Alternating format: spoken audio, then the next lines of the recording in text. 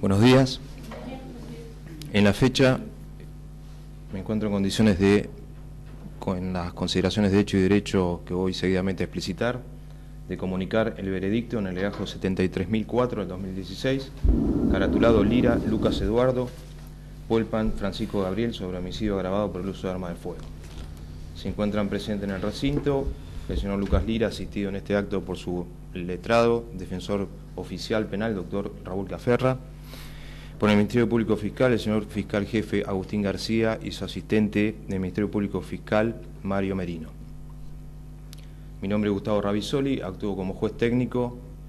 recordando que este legajo intervino en la primera etapa un jurado popular. En orden a la información que ha sido vertido tanto en la primera etapa como en la segunda etapa de juicio, toda la información vertida y a partir de la prueba producida en ambas fases, tengo presente que en esta labor jurisdiccional de determinación de pena existen límites a la labor jurisdiccional. Esto en primer punto o primer aspecto, en base a el marco legal del delito por el cual ha sido reprochado el señor Lucas Lira. Estamos hablando que fue declarado culpable oportunamente por el veredicto del jurado popular como autor de homicidio agravado por la utilización de arma de fuego. Teniendo en cuenta los dispositivos de aplicación, estamos frente a una escala penal que va desde los 10 años y 8 meses a los 33 años y 4 meses de pena privativa de libertad. Luego, como segundo paso, tengo presente la limitación que está dada por la pretensión punitiva del acusador público. El fiscal ha solicitado, con la debida fundamentación, la pena se imponga o se fije la pena de 25 años de prisión. Y por su parte, el Ministerio Público de la Defensa, también con debida fundamentación, ha hecho especial hincapié en que debe aplicarse en este caso, o debe fijarse la pena mínima prevista para esta figura, 10 años y 8 meses. El otro aspecto que voy a tener en cuenta, y que obviamente del análisis exhaustivo que hice de la información de todas las jornadas de juicio, es la prohibición de efectuar doble valoraciones. Y luego, finalmente, las pautas de los artículos 40 y 41 que han aludido en detalle los ministerios públicos. Este es el contexto, y en cuanto a la mensuración de pena, parto de la base de la decisión en esta determinación y tener en cuenta los aspectos objetivos y subjetivos. Los aspectos objetivos que van a estar relacionados fundamentalmente al hecho, a las características del hecho y otros aspectos, y los subjetivos que tienen que ver con la condición de más antecedentes y condiciones personales establece el Código Penal del sujeto, aquí el señor Lucas Lira, declarado oportunamente culpable. También no paso por alto el fin preventivo de la pena y el interés inicial del derecho penal de aplicar cierta pena en cada caso, que esto puede ser modificado por otro interés jurídico que reclame ser también satisfecho. Y todo ello debe ser valorado y equilibrado en la dosificación penal. Este análisis o labor jurisdiccional aquí entonces se centra en la intensidad de la conducta desarrollada por Lucas Lira. Y en esto, en líneas generales, anticipo que voy a coincidir con las argumentaciones del Ministerio Público Fiscal. Dos razones. En cuanto a la gravedad del ilícito, se detalló la naturaleza de la acción y el medio empleado para cometerlo. Evidentemente, a mi juicio, se trató de un hecho grave, del fallecimiento trágico de una joven persona, de una madre, en pleno inicio de lactancia. Se efectuó el hecho ilícito, se concretó en un barrio y tuvo características secuenciales que también deben ser estimadas y valoradas como agravante. Existe de la información de ambas etapas un conjunto indiciario de peso que en definitiva nos marca al jurado popular en su momento para la declaración de culpabilidad y a mí en este caso como juez técnico en esta etapa de cesura, que el señor Lucas Lira primero y junto a otra persona que, más allá de que no se haya determinado quién fue, junto a otra persona, es un dato no menor, se transportó hasta y se trasladó hasta el domicilio de la señora Karen Huayquinao, o donde se encontraba Karen Huayquinao con su pareja y su hijo, y efectuó 11 disparos, 4 de ellos impactándole en el cuerpo a la nombrada. Y en este aspecto hago una aclaración que luego será desarrollada con la debida fundamentación en la sentencia. No existe una doble valoración en el sentido de que o haya una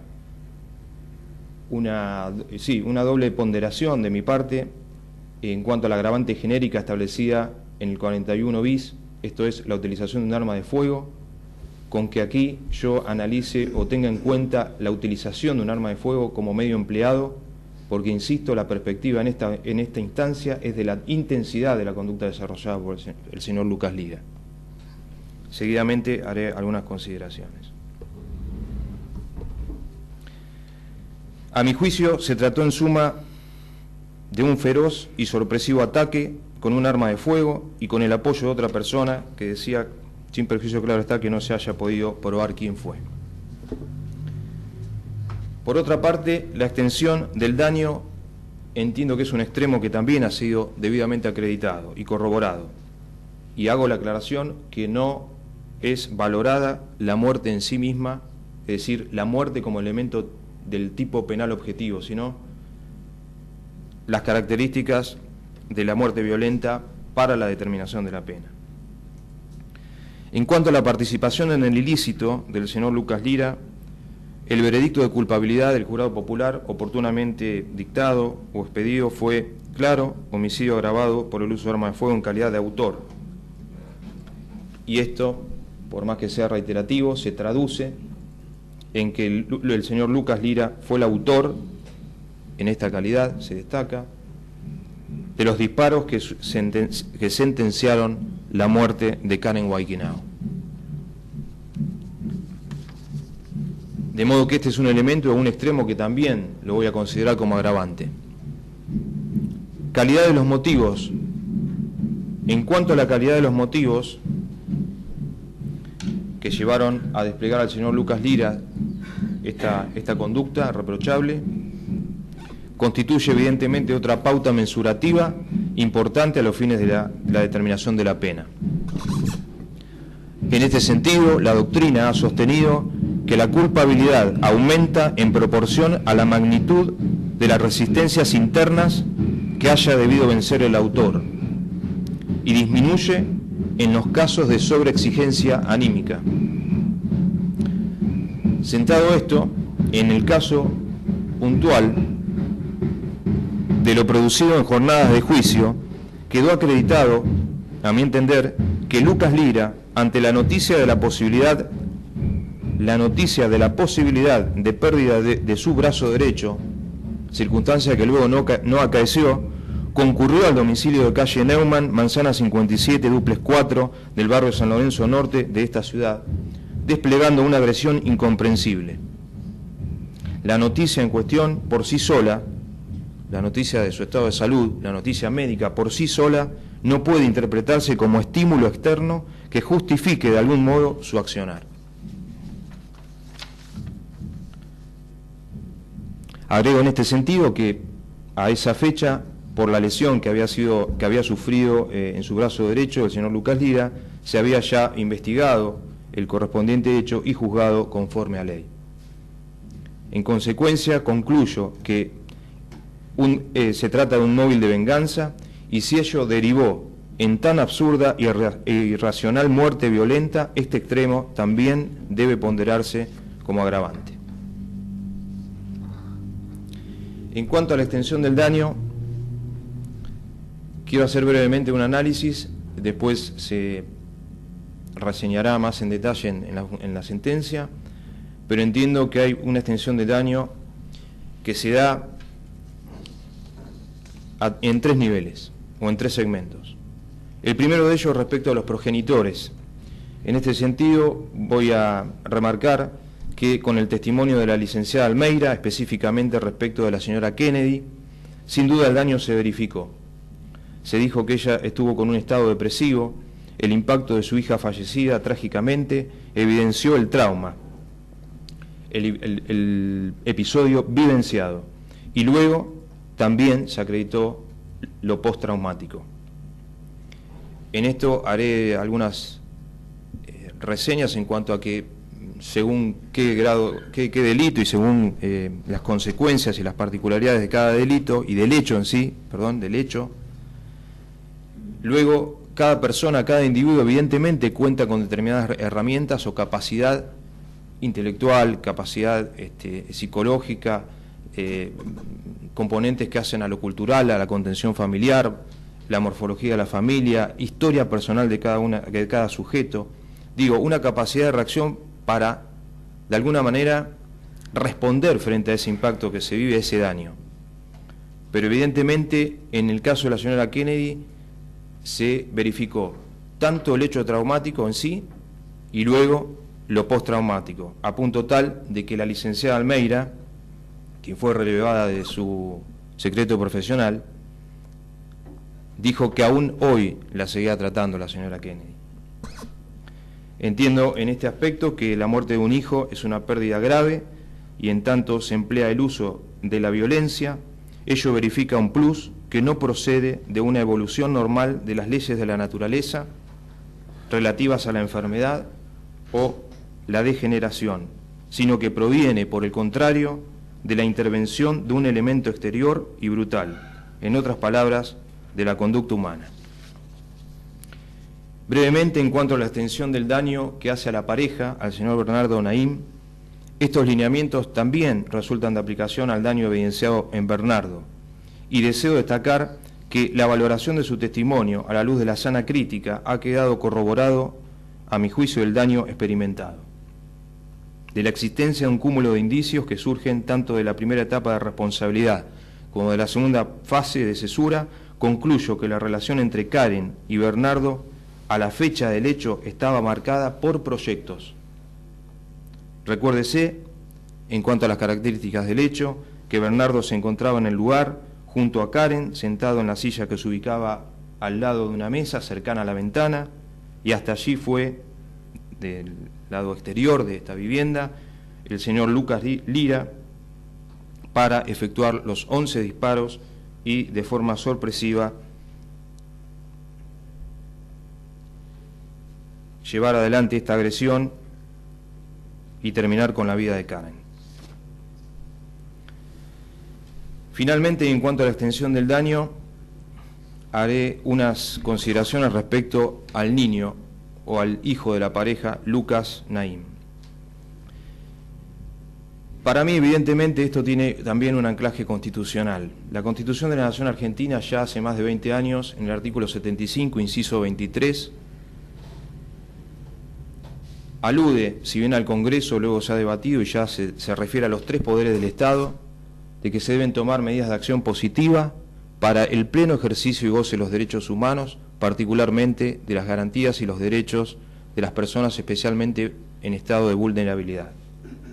Y las menciona la Constitución Nacional hablando de los niños. Partiendo de esta perspectiva,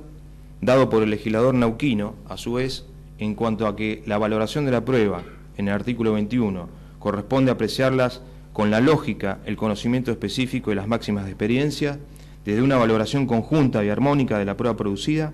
entiendo que evidentemente se le ha causado un impacto, es evidente, es contundente, al niño Lucas Naim. Con la muerte de Karen se arrancó definitivamente y de manera injusta e incomprensible de la vida del pequeño, nada menos que a su madre, y con ello se cercenó para siempre una relación única entre hijo y madre, que estaba en los albores de la vida. En este sentido, ¿qué otro extremo tan fuerte de peso y de importancia que lo acreditado en el juicio en cuanto a que el bebé Lucas estaba en plena lactancia y precisamente en fase de amamantamiento? De acuerdo a esto, a lo expresado por la doctora McLaughlin, Dicha profesional declaró en el día de ayer que al aludir que la consulta motivó por la alimentación complementaria, destacando la experta lo trascendente que es la leche materna en cuanto a nutrientes y anticuerpos. En este contexto, más allá del rol materno que podré coincidir en que puede ser ejercido por otra persona, la existencia de la mamá para Lucas es insustituible. Haré también oportunamente consideraciones respecto de la información introducida por la licenciada Zulema Díaz. No paso por alto los atenuantes en cuanto al señor Lucas Lira, y en este aspecto se ha informado la falta de antecedentes condenatorios, su corta edad, nacido el 7 de diciembre de 1995, actualmente con 21 años, y sus aspectos que tienen que ver a formación, instrucción y educación, que haré consideraciones al respecto y también las tendré como atenuantes. Pero decía que también hay que satisfacer determinados intereses según cada caso particular, y en este aspecto el señor Lucas Lira voy a tener presente también, y lo voy a tomar como atenuante, porque deriva también de la convención probatoria que hicieron las partes en este sentido, de su disminución física. Esto es, tener en consideración que en el momento que va a ser privado de libertad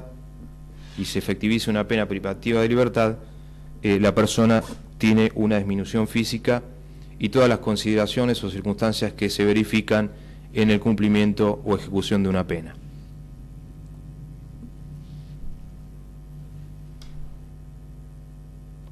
Finalmente, hago una breve valoración, después voy a extenderme, respecto a la declaración del señor Lucas Lira en el día de ayer, y hago una diferenciación. Respecto a la primera expresión, es decir, en cuanto a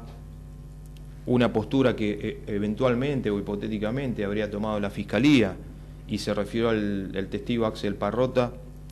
evidentemente eso ya lo manifestó ante el jurado popular y fue valorado por el jurado popular. Sí, yo valoro, y lo tengo como atenuante, la segunda fase de su manifestación, cuando dijo que he cumplido con todo lo que se me ha mandado, con todo lo que me he obligado en cuanto a conducta procesal desarrollada en el proceso. No obstante todo ello, quiero finalmente, y previo a comunicar la pena a imponer, que como juez técnico en este caso,